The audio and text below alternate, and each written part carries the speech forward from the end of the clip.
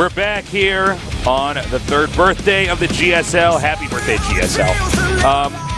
And we're going to go into this final match, best of 3, between Sleep and Bbyong. Thank you. This is going to be crazy. I think both these guys, in general, underrated. Yes, they both certainly are underrated because they are not top tier. Overshadowed. For the most part, people really care about the super top tier guys or the guys with super personality. These are the guys that are like, I think Bbyong is someone that maybe in the future be top tier. Sleep, I'm not sure if he'll ever be top tier. I'm curious to see how his macro is going to do in this series. You know? Well, if he plays his absolute best, I think he has a good shot because he is a powerful Zerg. He is. He really is. He shows a lot of brains in his play, but Bbyong has had a lot of games that he could have watched today of Sleep playing, and if you really took notes on the way that Sleep is deciding to play, I think it's slightly predictable. I think that you can play well against it. I'm going to get me one of those cupcakes. I think those are actually like squishy balls that they have that look like cupcakes. No, they're not. They're real cupcakes, man. How do you know? Have you ate one? They have toothpicks in them, Artosis. Oh, no, you couldn't put toothpicks in anything but a cupcake. I guess you must be right. Yeah, it looks like science. Looks like science is on my side this time, Artosis. You like cupcakes? Not really. No? But it's a GSL cupcake, so I'll eat one. All right, here's a question. Yeah. You remember those little tiny bags of blueberry muffins? Do you like those? Not particularly. Oh, you're actually crazy. Those are actually one of the most tasty things ever made, ever. They're okay. The little tiny bags that are full of... Guy that can't eat most food on the planet because you're a vegetarian, I am an expert. Oh, God. We'll talk about this later. All right, we're gonna knife fight after the show. Okay. Meet me by the willow tree.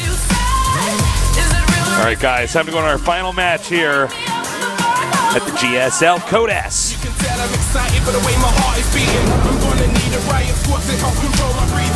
Okay, in the bottom left starting location, can our only Zerg get through this group? He is Azubu Sleep.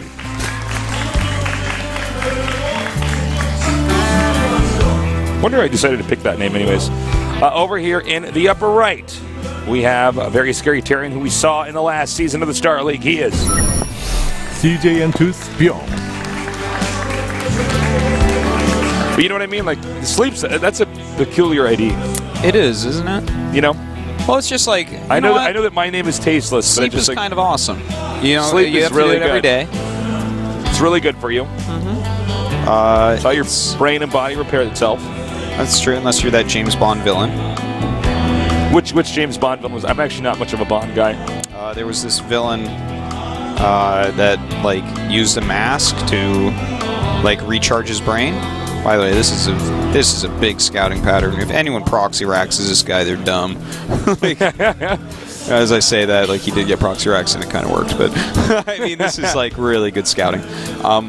Anyways, he got like a mask on, so that he only had to be immobile for 1 hour a day. So he just became like a billionaire because like he was always awake and on alert and stuff.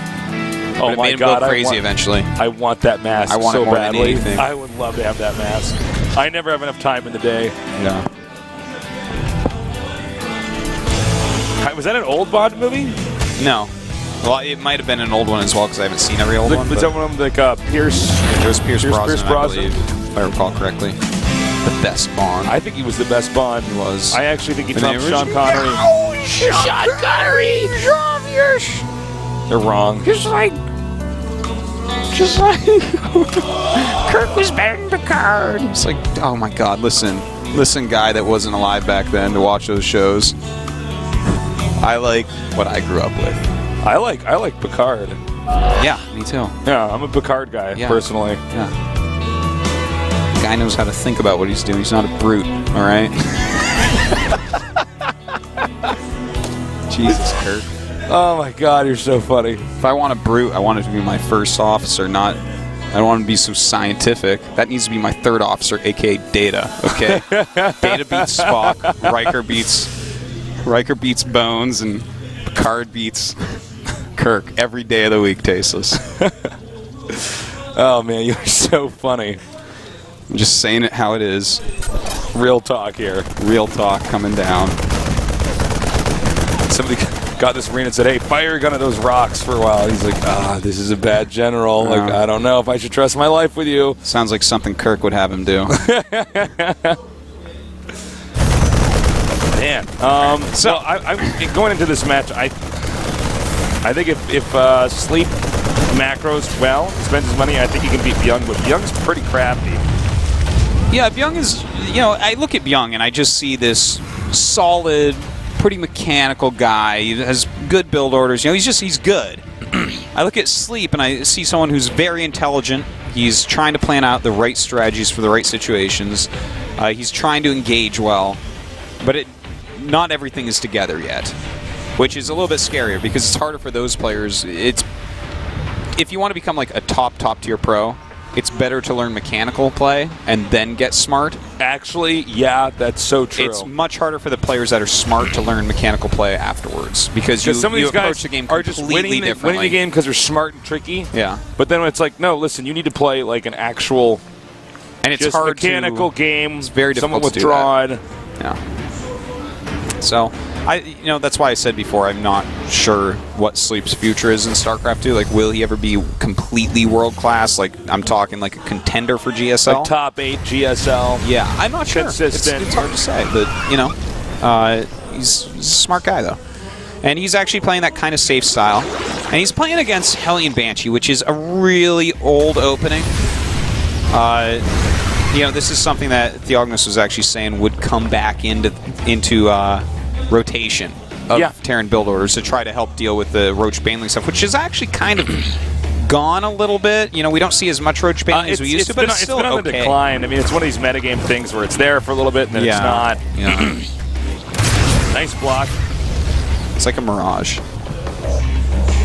What is? Roach Baneling. It's there for a while and it's not. It's a hallucination you see in the desert. How much water have you had? Yeah. Like your laugh. That's my laugh. All right. Well, all right. I'm actually pretty excited to see how well this strategy does. Like, how much damage can you get done with Cloak Banshee? And no way!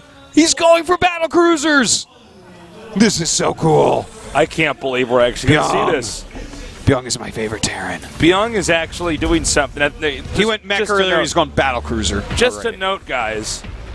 Everything's on the line in this best of 3. This is not a series where Sleep is a scrub and Bbyong's like, I'm just going to destroy this guy, and I'm going to do it in a really embarrassing way. Bbyong is telling the world right now that this is actually a strat that is viable, that can win when everything's on the line.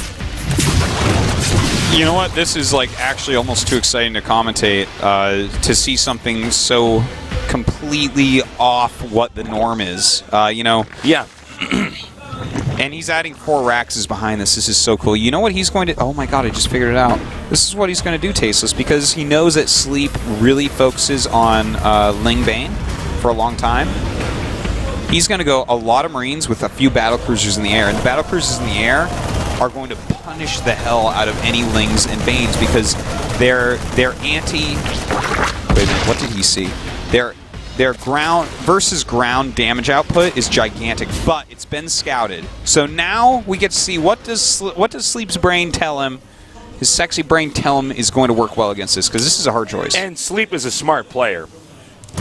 Yeah, I think he's much better as far as like his understanding of strategy than his mechanical ability. So yeah, I mean, smart players usually are better at dealing with stuff like this than robots. That's true. But which type of smart is he? Because it's hard to say. Is he smart as far as the metagame goes, or is he smart as far as just understanding RTS knowledge? Yeah. Smart, you mean? Yeah. Well, I think he's smart as far as understanding the game. I think you're probably right. Yeah. Because he's got so far really balanced unit compositions. He seems to know how to drone. Yeah. Well, we'll see in a second. Ooh, that's a really nice move to get rid of all these Hellions. Kill a few Lings off. 2 Banshees coming in here now. They can one-shot drones, which is very annoying right now. 10 workers actually killed so far. Very nicely done. Take out that Queen as well. By the way, we got a very lively audience here tonight. Yeah, they're really excited about these BCs.